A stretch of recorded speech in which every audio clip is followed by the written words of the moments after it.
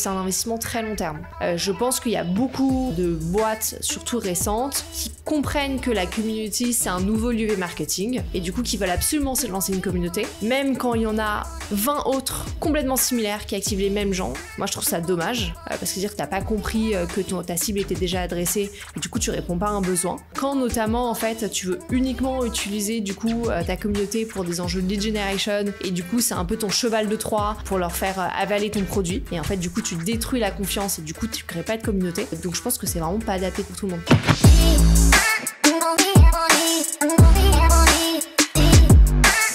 Faustine, donc toi t'es community lead chez Exa, qui est un startup studio. Yes. Ça veut dire quoi être community lead dans un startup studio? Déjà, qu'est-ce que c'est un startup studio? Je pense que c'est un bon point de départ parce qu'en fait, on se rend compte qu'il y a plein de personnes qui comprennent pas forcément ce que c'est. Le concept du startup studio, c'est vraiment de co-créer des boîtes dès le départ avec des entrepreneurs. Et donc, du coup, nous, notre modèle, c'est qu'on a des partenaires en interne qui vont, au fil de l'eau et toute l'année, réfléchir à des idées de boîtes, qui vont commencer à scoper un peu le projet. Et toute l'année, ils vont rencontrer des entrepreneurs et à un moment, il va y avoir un fit entre les deux. Entre eux, l'entrepreneur et la boîte. Et c'est comme ça que ça marche. Et après, on accompagne ces entrepreneurs et ces boîtes pendant environ 12 à 18 mois sur des sujets product, comms, admin, finance. Et on co-crée avec eux la boîte, main dans la main. Donc ça, c'est Startup Studio.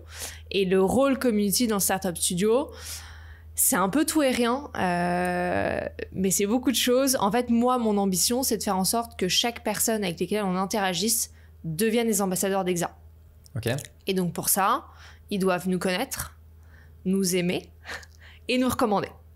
Et si tu veux, on va faire plein d'initiatives un peu, pas dans tous les sens, mais on va en faire beaucoup qui vont répondre à chaque fois à ces 3 différents points. Donc nous connaître, nous aimer, nous recommander. Ok. Moi, du coup, ce que je me dis, c'est si je prends le format d'une boîte un peu classique, nous connaître, c'est travail de notoriété, donc c'est plutôt le marketing. Nous aimer, ce serait plutôt partie product/service, tu vois, dans une boîte. Nous recommander, bon, ça peut aussi être du product ou du marketing, etc. Toi, du coup, est-ce que tu es intégré dans une équipe marketing? Est-ce que tu es dans une équipe indépendante? Enfin, comment ça se passe? On n'a pas d'équipe vraiment. La structure, elle est faite, tu vois, par verticale, tu as des équipes et sinon, tu as la structure mère Exa au-dessus. Et du coup, moi, en communauté, je suis seule. Et il y a une équipe communication qui est seule aussi. Et tu as une équipe admin, donc c'est pas vraiment hyper structuré. Après, je bosse vachement, tu vois, avec la com, avec l'équipe talent surtout. Et du coup, par rapport à ce que tu disais avant, moi, mon objectif, c'est d'attirer, nurture et en faire des ambassadeurs. C'est un peu comme ça que je le vois. Des fondateurs. Des fondateurs. Surtout des fondateurs. Après, tu as d'autres communautés qui gravitent autour d'Exa, donc les investisseurs, l'écosystème de manière générale, d'autres entrepreneurs et surtout des aspirants entrepreneurs. Et là-dessus, on fait un gros taf aussi avec l'équipe talent. Donc, toi, les membres de ta communauté, c'est les personnes que tu viens de citer, donc les investisseurs, les fondateurs potentiels et actuels. Ouais.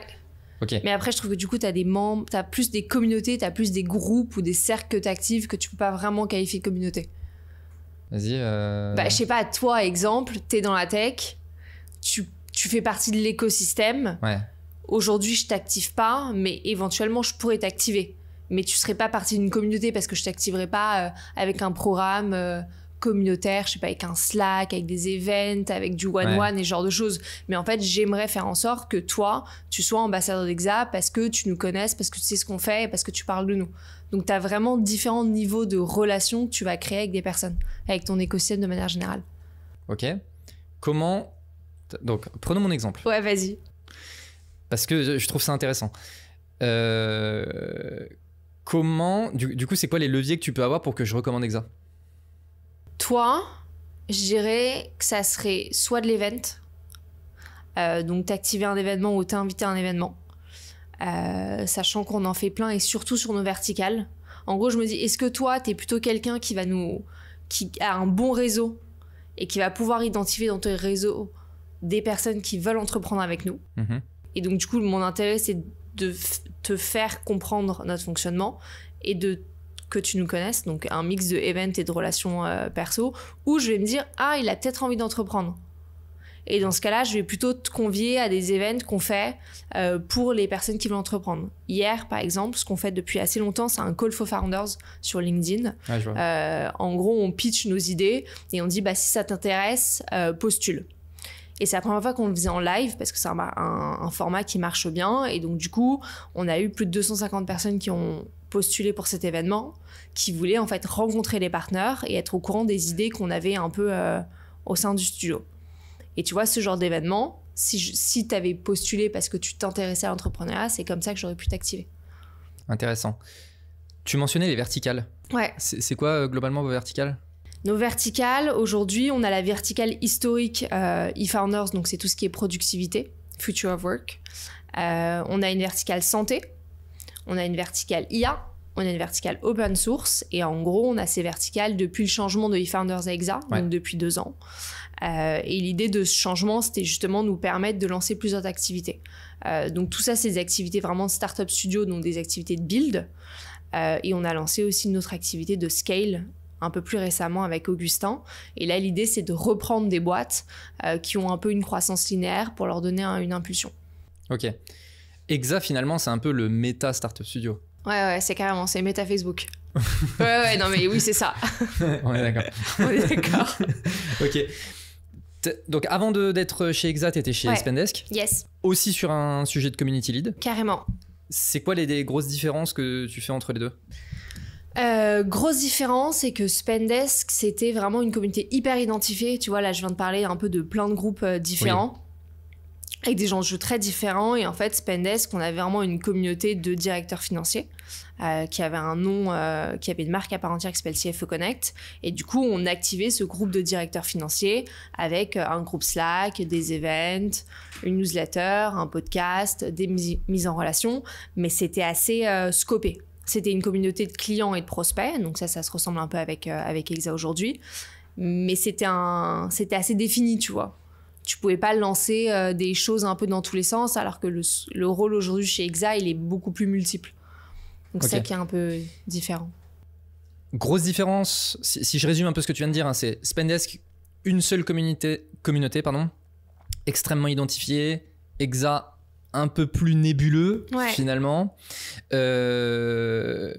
En termes d'activation de communauté, est-ce que du coup c'est les mêmes leviers ? Est-ce que c'est, enfin tu vois, c'est quoi un peu les espèces de gros leviers qui sont communs, quoi qu'il arrive, à de la création de l'engagement de communauté ? L'event, un peu dans tous les cas. Je pense que c'est toujours hyper important de créer des relations humaines avec les personnes que tu veux activer. Moi, j'y crois pas trop. Je sais qu'il y a un énorme engouement et nous, on a un peu surfé dessus à cause du Covid quand j'étais chez Spendesk pour les événements en ligne et qu'il y a des personnes qui disent que ça vaut largement autant le coup que les événements physiques. J'y crois absolument pas. Je crois pas à l'événement en ligne. Je crois à l'événement en ligne pour diffuser du contenu et diffuser du savoir, mais je crois pas à l'événement en ligne pour créer de la relation qui, pour moi, est la base de la communauté. Je sais pas si t'es d'accord. Tu peux ne pas être d'accord. En tout cas, ce qui est certain, c'est que l'événement physique, c'est à part. Enfin, c'est tellement... Tu vois, c'est trop fort. Enfin, les événements physiques, je suis d'accord pour dire que ce n'est pas du tout pareil, etc. De là à dire... Je ne crois pas aux événements.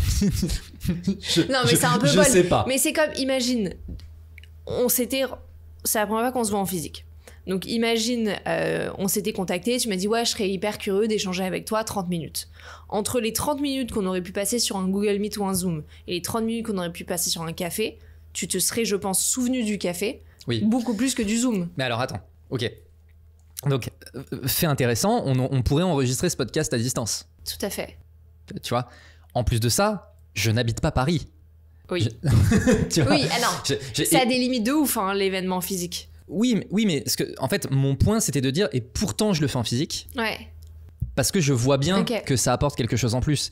Et d'ailleurs, pour l'anecdote, il y a quelques années, j'avais déjà lancé un podcast à distance, période Covid, donc de toute façon, il n'y avait pas trop le choix. Ouais. Et en fait, les relations que j'ai créées avec mes invités à cette époque-là versus les relations que j'ai créées avec mes invités depuis que je le fais en physique, c'est le jour et la nuit. Ok. C'est-à-dire que maintenant que j'enregistre en physique... Ça change tout. Ça change tout. je continue d'échanger avec mes invités, on a l'impression de mieux se connaître, etc. Ouais. Les personnes, quand j'enregistrais à l'époque à distance, c'était, j'ai envie de dire, très transactionnel. Ouais. On faisait notre épisode, next. Ouais. Et donc je suis d'accord pour dire que le physique, ça apporte quelque chose. C'est incroyable.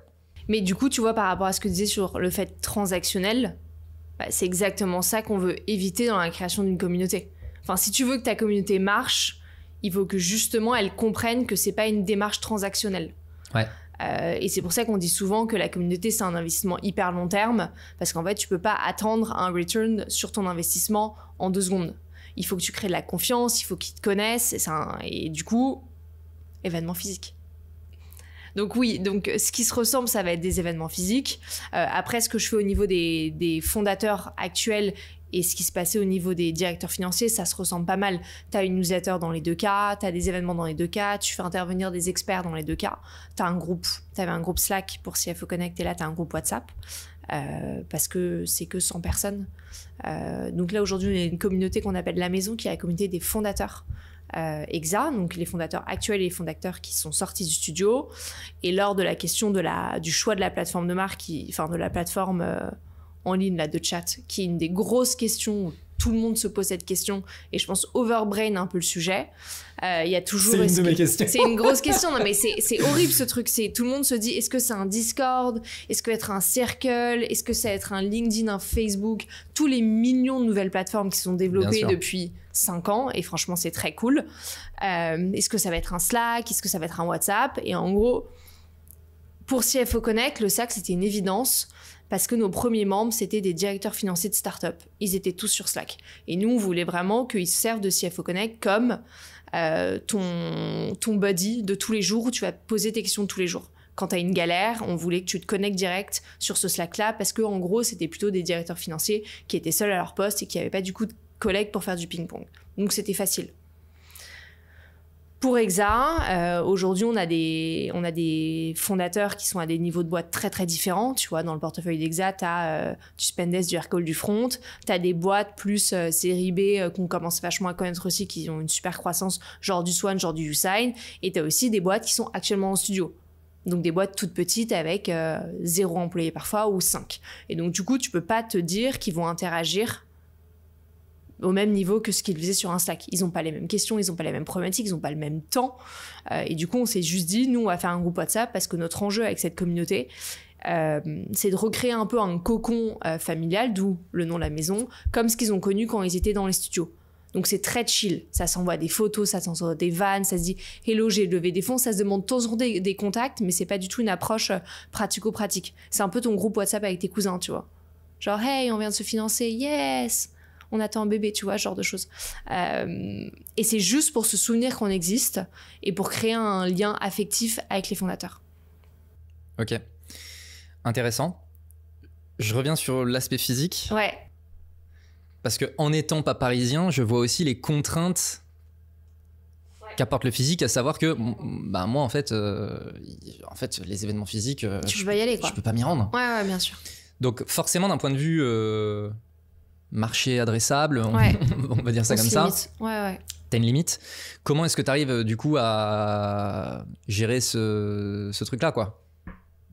Bah en fait, aujourd'hui chez EXA, il n'y a pas trop de questions parce que pour l'instant, on monte des boîtes, surtout avec des profils qui sont à même d'être à Paris. Ouais. Au moins pendant le moment pendant lequel ils sont dans le studio, pendant 1 an. Donc ça filtre. Après, on a bien des fondateurs qui sont, je sais pas, il y en a un qui est à Barcelone et pendant 1 an, il était avec nous, il est reparti. Donc, tu vois, t'as des limites déjà, mais de base, si t'es pas à même de te rendre à un événement auquel t'as vraiment envie de venir à Paris, on sait que ça va être un problème. Oui.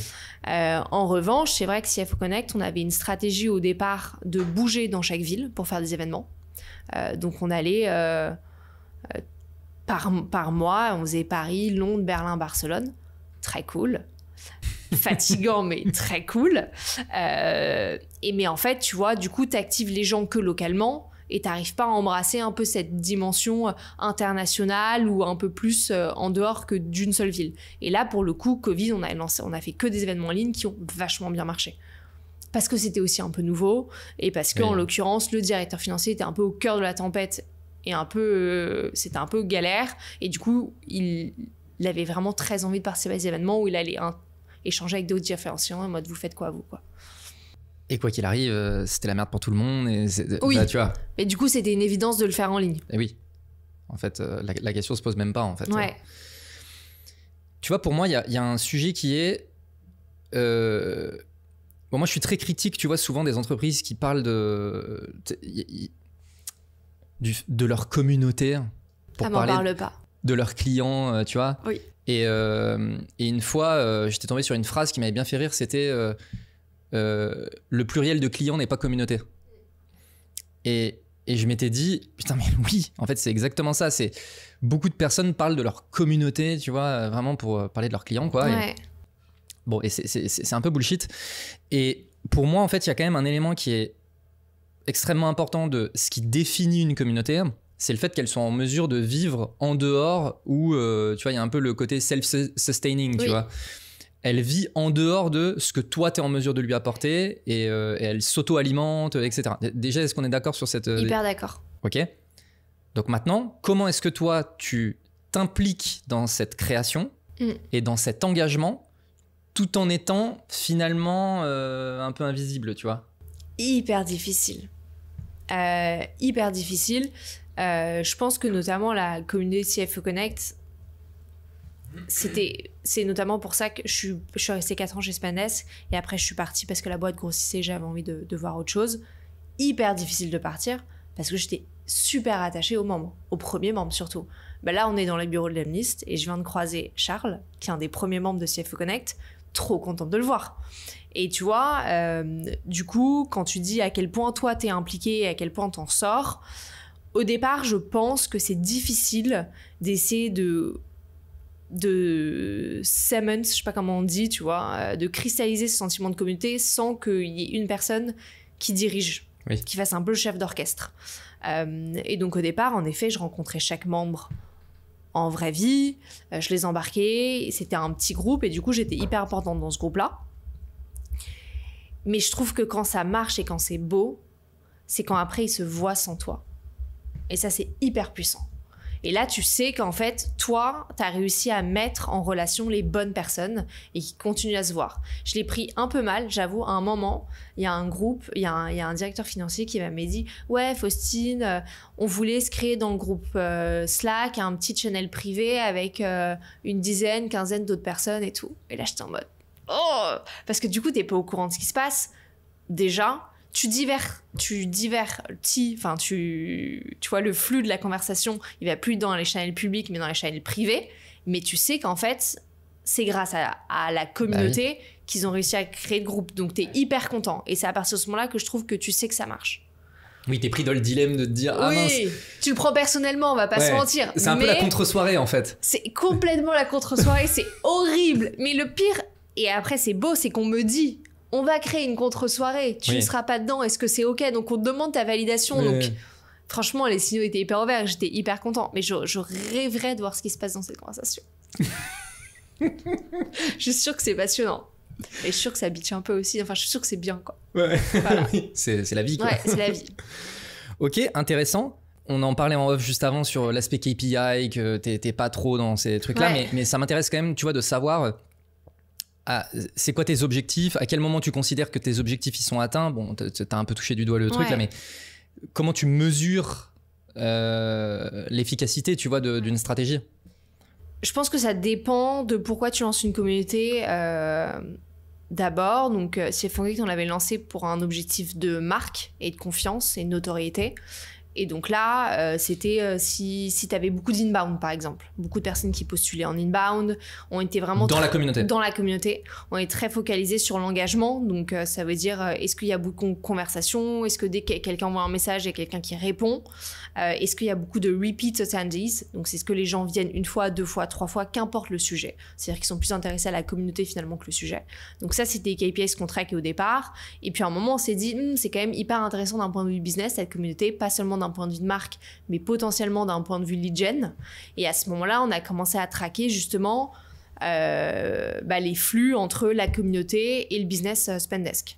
Donc, est-ce que quand tu es membre, tu as plus de chances de devenir client? Est-ce que tu signes ton client plus rapidement? Oui, non. Est-ce que c'est un client, notamment par exemple du CS, qui est plus content? Oui, non. Et ça, c'est des choses qu'on a commencé à traquer après. D'accord. Et pour Exa aujourd'hui, ambassadeur, ça va être, on a plusieurs choses. On a un NPS quand tu sors du studio, qu'on traque notamment pour avoir des feedbacks sur toute leur expérience au sein du studio, mais aussi pour se dire est-ce que demain c'est quelqu'un qui va parler de nous et qui va parler de nous en bien.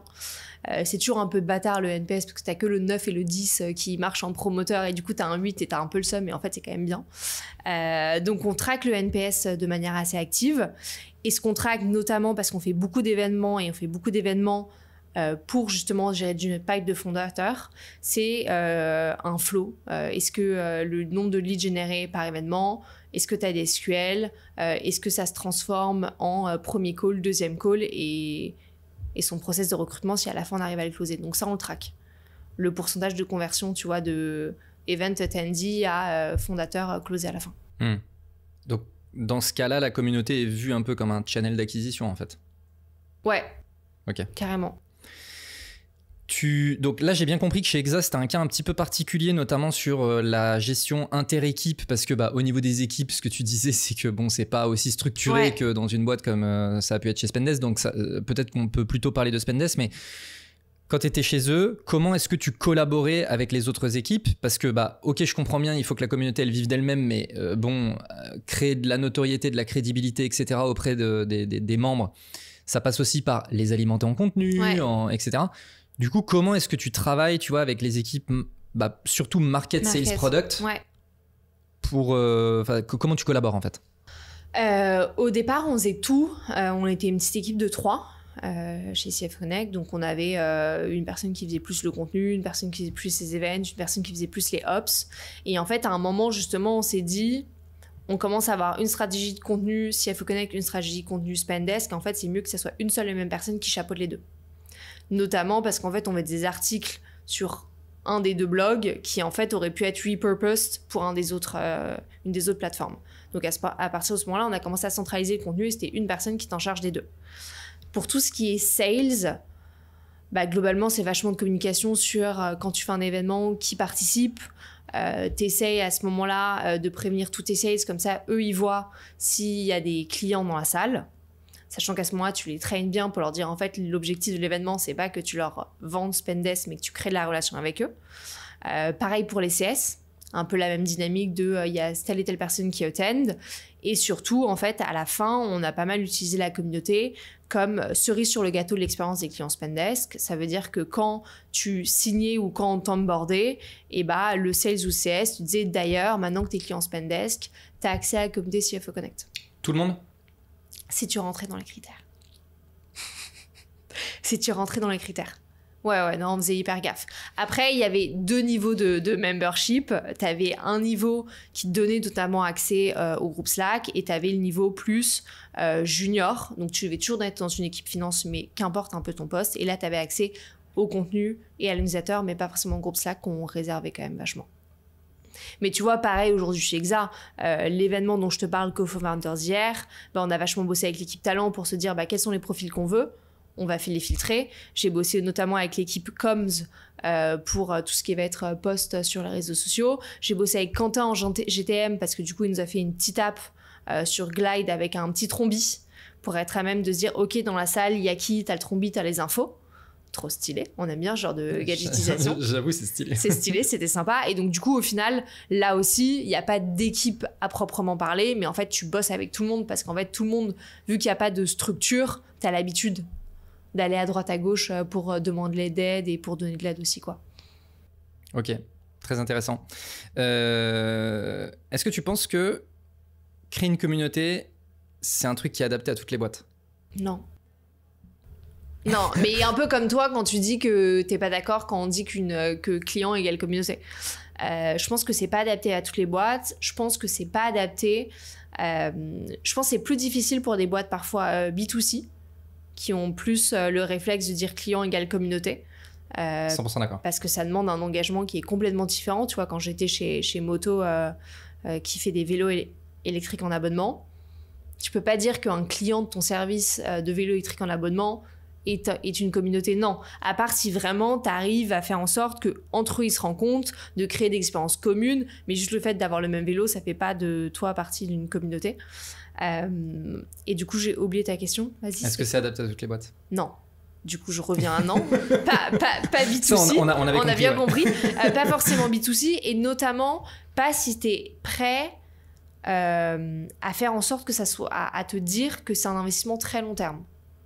Je pense qu'il y a beaucoup de boîtes, surtout récentes, qui comprennent que la community, c'est un nouveau levier marketing, et du coup, qui veulent absolument se lancer une communauté, même quand il y en a 20 autres complètement similaires qui activent les mêmes gens, ils veulent se lancer aussi. Moi, je trouve ça dommage, parce que dire que tu n'as pas compris que ta cible était déjà adressée, et du coup, tu réponds pas à un besoin. Quand notamment en fait tu veux uniquement utiliser du coup ta communauté pour des enjeux de lead generation, et du coup c'est un peu ton cheval de Troie pour leur faire avaler ton produit, et en fait du coup tu détruis la confiance et du coup tu crées pas de communauté, donc je pense que c'est vraiment pas adapté pour tout le monde. Ok, j'ai plusieurs remarques par rapport à ça, sur lesquelles j'ai envie de te challenger. En fait, notamment sur la partie B2C, en fait ça... Attends, il y a des marques qui sont hyper fortes en communauté B2C. Hein. Non, mais parce que tu vois, tu disais, moi je pense que c'est pas adapté. Ou alors j'ai mal interprété ce que tu as dit. Tu dis c'est pas adapté à la majorité des boîtes B2C. Enfin, tu vois, j'ai pas très bien compris ce cas. Je pense que c'est plus difficile pour une boîte B2C qu'une boîte B2B. Mais peut-être que je me trompe. Bah moi, tu vois, en fait, je pense qu'il y a des thématiques qui se prêtent particulièrement bien. En fait. Puis je pense que quand tu demandes aux gens cite-moi une communauté, bon, si tant est que les gens sont en mesure de les citer, je pense que naturellement ils vont te citer des communautés B2C dans les faits. Mais tu vois, moi, je vois par rapport à l'univers dans lequel je suis, dans le sport, typique, on est dans le B2C, des communautés de sportifs. Alors sport, laisse tomber. Ah oui, non, mais il y en a des millions. Sport, c'est très communautaire. Et ça marche hyper bien autour des marques. Ah non, mais ils sont hyper forts. La mode. Non mais voilà, en tout cas, en tout cas, et donc c'est là où tu vois, je me dis, bon, je me permets quand même un peu de te challenger, c'est que je pense que la grande majorité des marques voient, je sais pas, Nike et les runners, voient CrossFit, voient etc. Tu vois, et se disent, ah mais attends, mais la communauté, effectivement, c'est un levier de fou, donc il faut que je crée ma communauté, etc. Mais c'est porté par un objectif transactionnel. Je reviens un peu sur ce terme-là, tu vois, mais il y a vraiment un objectif transactionnel là où je pense que, assez bizarrement, mais la plupart des communautés, tu vois, je reprends le CrossFit, je suis à peu près convaincu, tu vois, que CrossFit, ils se sont mis à créer des communautés parce qu'ils se sont rendus compte que les gens créaient des communautés. Ouais. Tu vois ce que je veux dire ? Et donc c'est porté par un espèce de truc organique et qui ensuite est revenu, voilà. Par le mais du coup, tu vois, c'est pour ça qu'en fait finalement, tu vois, la question de est-ce que le fait de créer une communauté, ça peut être adapté à toutes les boîtes ?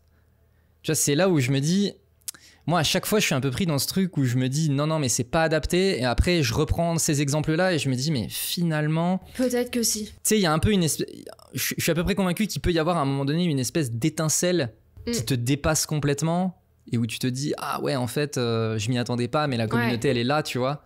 En revanche, par contre, le truc sur lequel je suis vraiment d'accord avec toi, c'est t'as plein de boîtes qui ont des potentiels de communauté, mais parce qu'elles ont une approche transactionnelle, en fait c'est mort. Et vraiment, elle se tue toute seule. Et le nombre de boîtes, même en B2B, mais je pense que toi aussi, tu vois passer des trucs de gens qui font des espèces de communautés, mais juste pour tiens, prends ça, je te l'enfonce bien, voilà, et signe en bas, tu vois. Ça, c'est un peu un des écueils du vent en poupe de la communauté, quoi. Mais si, je pense que tu as raison, notamment pour les marques. Le sport, c'est une évidence, et pas mal de marques un peu... de fashion ou de bien-être aussi. Le bien-être, ça se fait pas mal sur la communauté. Et c'est logique aussi, tu vois. Parce que c'est un groupe de confiance autour d'un produit bien-être, où on se sentir bien. Donc là, je trouve que c'est pertinent. Mais je me demande, en fait, tu vois, où se trouve la limite entre le passage de j'ai un business qui me permet d'avoir une communauté et j'ai un business qui ne me permet plus. Parce que tu vois, là, les exemples qu'on cite... Et tu vois, du coup, parmi les... J'ai eu d'autres idées, tu vois, mais café, tu vois. Il y a la communauté des gens qui sont dans le café. Tu vois, et en fait, du coup, là, les exemples qu'on est en train de se donner, je me dis, c'est quand même des exemples très niches, tu vois. Mais CFO Connect, tu vois, c'est quand même hyper niche. Et du coup, je pense qu'il y a un élément qui... C'est une cible identifiée.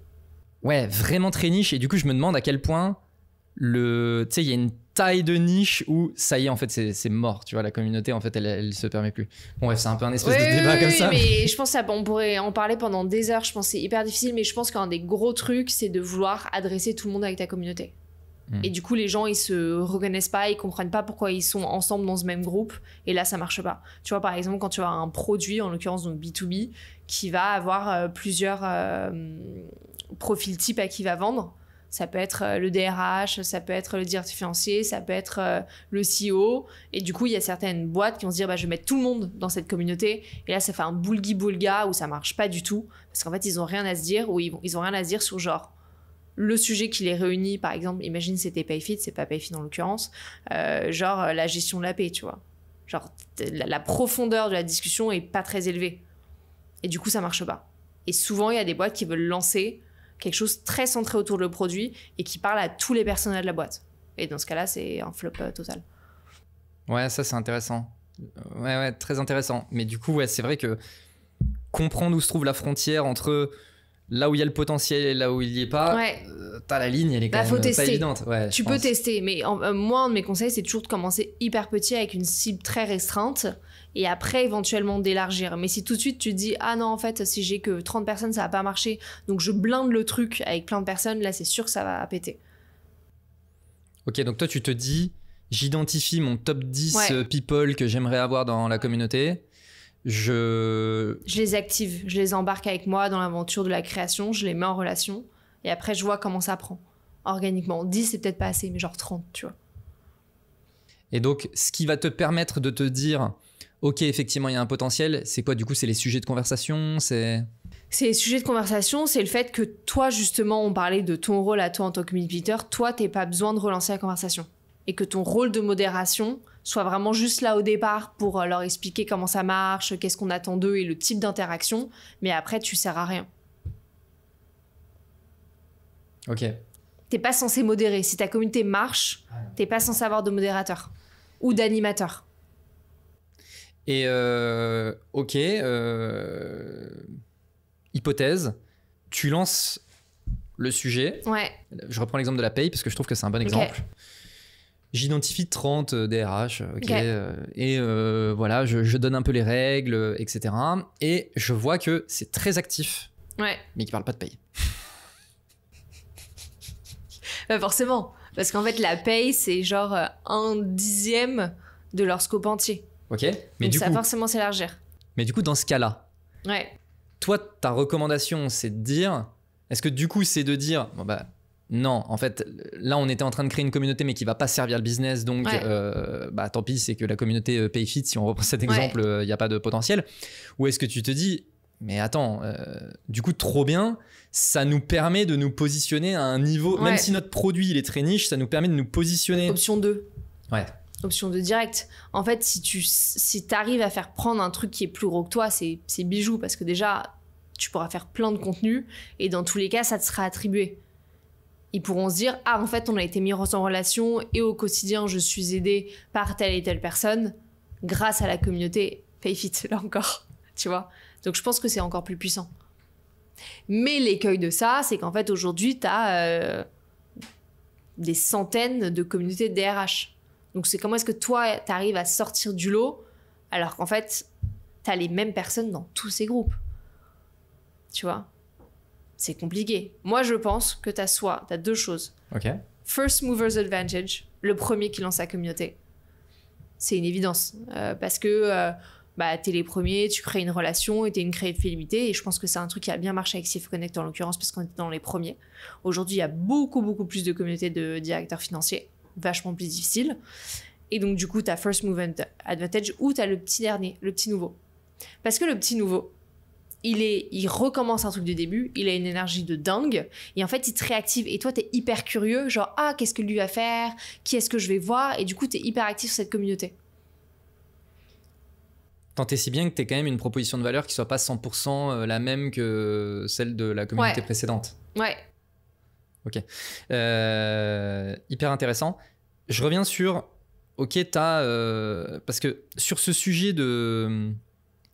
T'as déjà 20 communautés existantes. Tu vois, moi, une réflexion aussi que je me dis, c'est, mais est-ce que finalement, il y a déjà 20 communautés existantes, le fait de vouloir créer la mienne, c'est pas un peu de l'ego? Est-ce que finalement, mon rôle à moi, c'est pas d'être le champion des communautés existantes? Et de quoi dans un... Tu vois comme quoi comme format? Comment est-ce que tu peux devenir champion? Le membre super actif qui aide le maximum de monde, qui, etc., etc. Mais c'est pas ta communauté. Ouais. T'en penses quoi? J'aime bien. Je pense que ça peut être une bonne stratégie. Je pense que ça sert à rien d'en lancer une énième. Tu peux te dire qu'en fait, il y en a une qui marche hyper bien. Et en fait, quid de venir l'aider, de sponsoriser ses événements et d'être exposé auprès de sa communauté? Pourquoi pas? Je pense que ça peut marcher. Bon, si c'est un concurrent, c'est pas de bol, mais... Si c'est un concurrent, c'est pas de bol. Mais tu vois, si t'en as 20, t'en as bien un qui est sûr, un peu moins ton concurrent. Mais oui, en effet, c'est peut-être ton concurrent qui a la bête de communauté.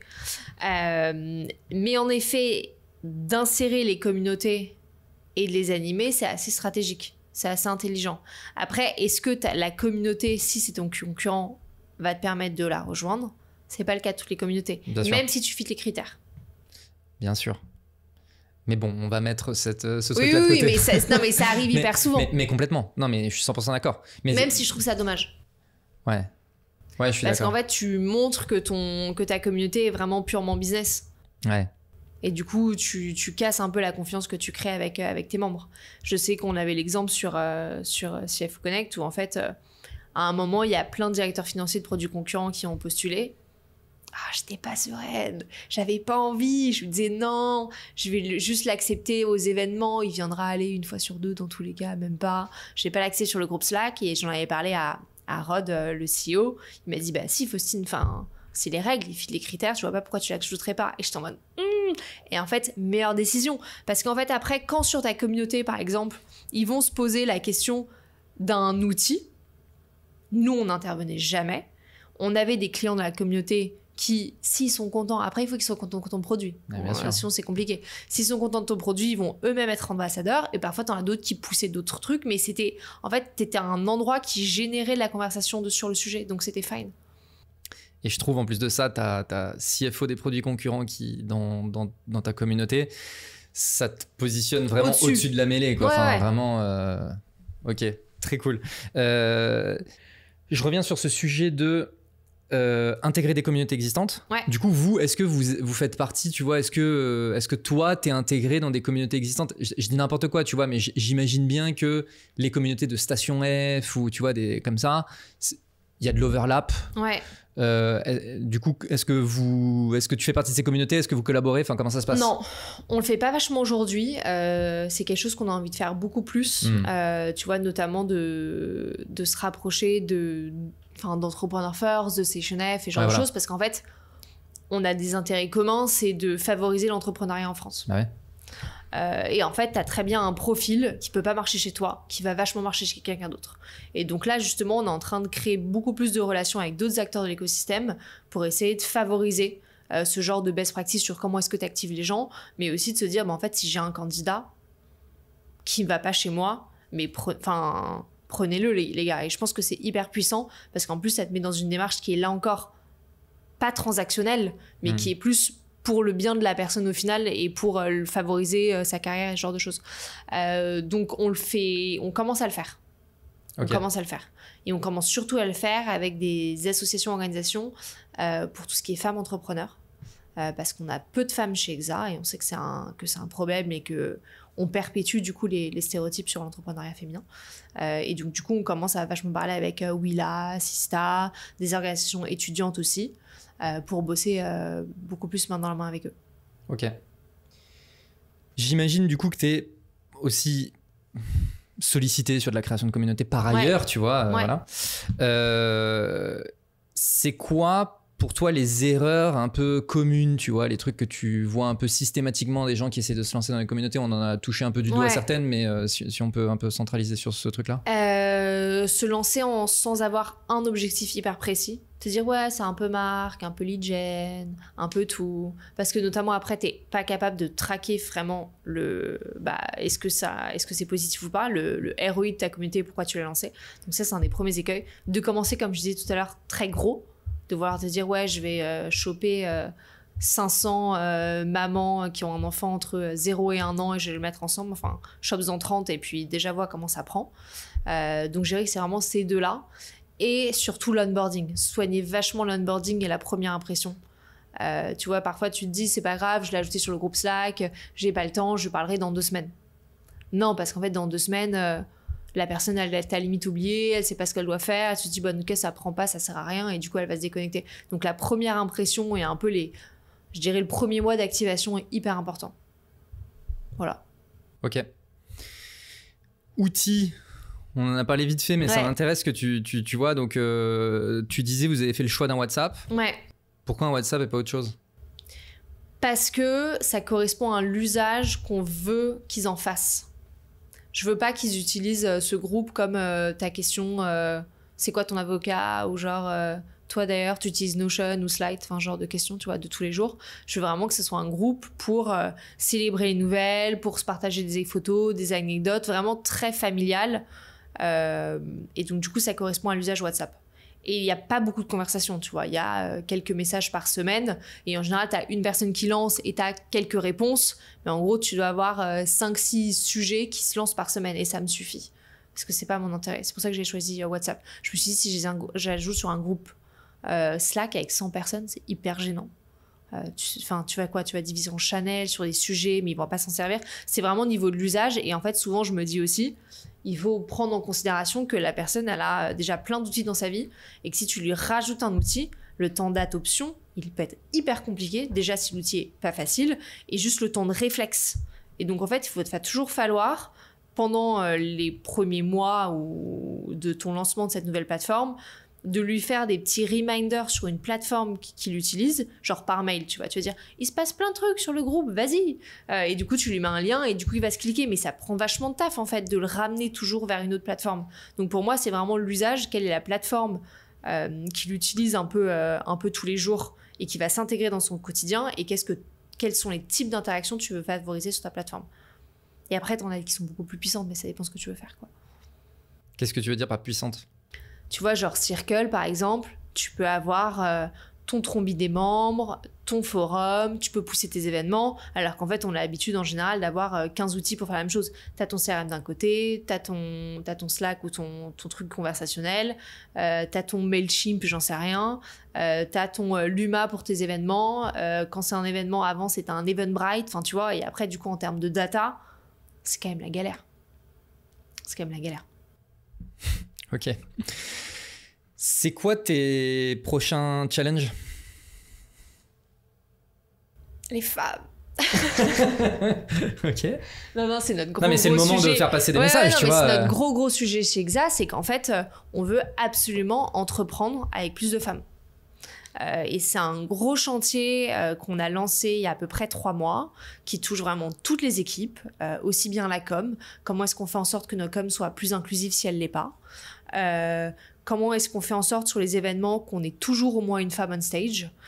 Comment est-ce qu'on soutient tout ce qui est communauté en leur prêtant notre espace, en leur prêtant des speakers par exemple ? Comment est-ce qu'on fait en sorte que nos process de recrutement soient pas biaisés ? Comment est-ce qu'on fait en sorte que notre culture en interne soit inclusive ? Et comment est-ce qu'on fait en sorte que quand tu as une femme qui vient chez toi, et ben en fait tu donnes les meilleures chances de succès. Et donc ça touche vraiment tous les pans et c'est vraiment le gros sujet du moment, quoi.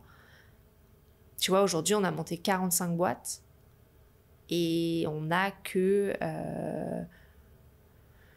8 femmes sur tous les fondatrices. On a 18% de femmes fondatrices depuis le début de l'aventure Exa. C'est dans la norme, mais c'est pas suffisant. Oui, j'allais te dire, c'est vrai que c'est dans la norme, mais bon, je peux aussi comprendre que pour vous, ce soit pas suffisant. Ouais. Et on a un gros enjeu, tu vois, sur un événement comme hier, sur 250 applications, il n'y en avait que 40 à peu près de femmes. Et donc, du coup, nous, après, quand on sélectionne, on favorisait plus les profils féminins pour avoir une représentativité meilleure dans la salle. Et au final, il y a énormément de femmes qui ont drop up à la dernière minute. Et la question, c'est pourquoi ? Est-ce que tu avais vraiment quelque chose de mieux à faire, ce qui est fine ? Ou est-ce que finalement tu t'es dit j'ai pas envie de venir parce que le format va pas, parce que je sais pas. Et en fait, c'est vraiment comprendre ça parce qu'en fait, on est assez convaincus que notre format de Startup Studio est vraiment hyper approprié à tous les profils, mais notamment aux femmes. Ouais. Parce qu'en fait, t'entreprends en équipe, t'es pas seul. C'est quand même une des choses qui est le plus difficile, je pense. T'as un MVS, on communique pas trop dessus aujourd'hui, mais on va plus communiquer, c'est un minimum viable salary. Donc c'est un salaire de base pendant le temps du studio qui te permet de pas avoir cette contrainte financière sur le dos. Et en plus, c'est une discussion, c'est un échange, donc c'est une discussion qui est hyper intéressante et assez intelligente. Et en fait, avec ça, et un peu tout l'écosystème Support Network, on est convaincu qu'on peut vraiment avoir le meilleur accompagnement pour tous les profils, mais notamment pour les femmes. Ok. Et c'est toi qui lead ce sujet, tu vois, ensuite de recontacter les personnes qui sont pas venues pour comprendre, etc. C'est entre moi et l'équipe talent. Ok. C'est pas mal de ping-pong. Là, on va passer une sympa après-midi aujourd'hui. Dire pourquoi il est venu, il était intéressant, pas intéressant, on le recontacte et tout. Ouais. Mais pour ce sujet-là, pour le coup, le fait que toi, tu sois une femme, j'imagine que ça aide aussi, tu vois, à pouvoir créer du lien plus facilement, quoi. Complètement. Et c'est pour ça qu'on est bien au courant qu'aujourd'hui, on n'a que des partenaires hommes et qu'en fait, on s'est mis pour objectif d'avoir une partenaire femme d'ici la fin de l'année. D'accord. Parce que ça va tout changer. Enfin, tout changer. On espère que ça a un impact hyper important parce qu'en fait, tu as un rôle modèle. Oui. Et après, on sait très bien que ça passe par le haut, donc un partenaire, et on aimerait bien avoir 2 female founders d'ici à la fin de l'année aussi. Sur 2 projets différents pour sur 2 faire projets différents, exactement. Ok. Bah écoute, bonne chance. Voilà, bonne chance, plein de bonnes ondes pour tout ça. Et puis merci beaucoup pour tout ton partage, c'était très cool. Merci à toutes les personnes qui ont écouté l'épisode jusque-là, c'est très sympa. Et je vous envoie d'ailleurs vers 2 autres vidéos. J'avais fait une vidéo avec Jolan sur le sujet community building, love brand, etc. Et avec Edith de Avisio aussi sur la création d'un réseau. Alors c'est assez lié avec le sujet de la communauté, même si les tenants et aboutissants ne sont pas les mêmes. Je vous envoie vers ces 2 épisodes. Et puis sinon, on se dit à très vite et encore merci à toi. Merci à toi. Do it! Just do it! Don't let your dreams be dreams. Yesterday, you said tomorrow. So just do it! Make your dreams come true! Just do it!